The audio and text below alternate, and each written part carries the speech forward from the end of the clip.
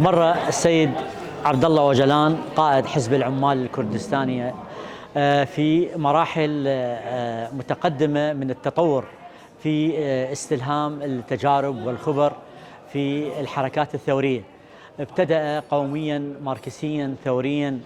اعتلى السلاح للدفاع عن حقوق الشعب الكردي في تركيا،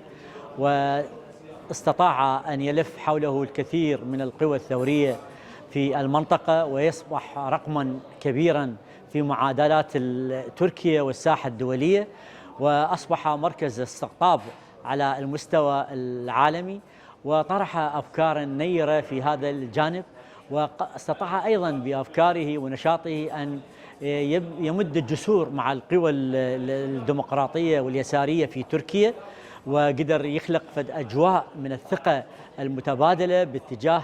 تعزيز هذه العلاقة، وانتهت بنظرية الأمة الديمقراطية والتسيير الذاتي للمناطق. فأعتقد من خلال الخبرة المتواصلة للسيد عبد الله أوجلان وصل قناعة كاملة بأنه الترسيمات الحدودية الموجودة في المنطقة هي ليس من قبل الشعوب، إنما من قبل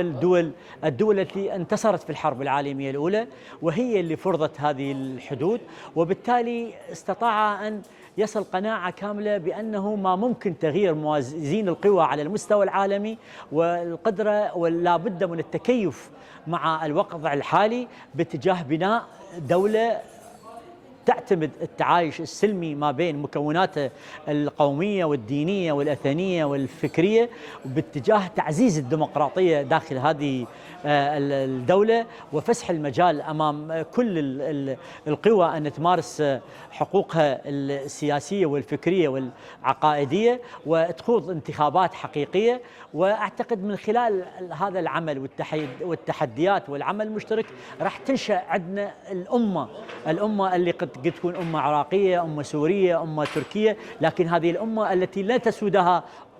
قومية محددة، لا، تسودها القيم المواطنة والمؤسسات والحرية والعلاقة المتكافئة ما بين الشعوب، وبأنه العمل الأساسي هو على أساس المواطنة والمؤسسات. ولهذا أعتقد الآن فكر السيد أوجلان هو يعتقد يمكن نفس الأفكار اللي الآن موجودة بالدستور العراقي، الموجودة بكل الدساتير المتقدمة على مستوى العالم، الدول الحضارية المتطورة. ولهذا أنا أعتقد قضية الأمة الديمقراطية والتسيير الذاتي، وأعتقد اللي يكون التجربة الموجودة الآن في سوريا، في شمال سوريا، اللي من خلال قصد ومن خلال القوى الثورية الموجودة، هي خير دليل على هذه النجاح الباهر في هذا المجال، وبالأخص